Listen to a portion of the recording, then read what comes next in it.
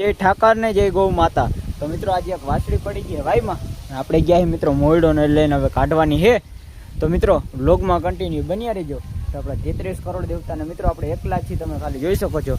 હવે બંને એટલી કોશિશ કરીને આપણે વાયમાંથી કાઢવાની છે મિત્રો। ખાતરામાં પડી ગઈ છે, તમે ખાલી જુઓ। તો મિત્રો આપણે તો એકલા હી, 2-3 જણાને ગામમાં કીધું છે, પછી કહે છે હમણાં આવી। તો હાલો મિત્રો આપણે કાઢી નાખીએ। પહેલાં જો માતાજીની દયા થાય તો નીકળી જાય। તો મિત્રો ગાય માતાજી કવિના પડ્યા છે, કંઈ ખબર નથી। આપણે તો મિત્રો અહીંથી નીકળ્યા હતા, જોયું તો વાસળી બિસાડી વાયમાં પડી હતી, કેમ કે અહીં મિત્રો ભખાવાળી વાય છે જૂનવાણી, એટલે કાઢવી તો મુશ્કેલ પડશે, કેમ કે મિત્રો નાળો એ જેવો તેવો છે અને આપણે એકલા જણા છે। 3-4 જણા હોય તો ગયેગા નીકળી જાય। તો મિત્રો હવે કાઢવી છે, તો હાલો ગયેગા કાઢી નાખી। તો મિત્રો એકલો જણો હતો, હવે કાંઈ કરવું નીકળતી નથી। તો મિત્રો હવે તમને પછી મળું। મિત્રો આપણું કામ કેવું લાગ્યું જરા કોમેન્ટ કરી દેજો, જેને જય ગૌ માતા કોમેન્ટમાં લખવાનું ભૂલતા નહીં। તો મિત્રો આપણે વાછડી કાઢી અને તમને પછી વ્લોગમાં તમને મિત્રો બતાવું।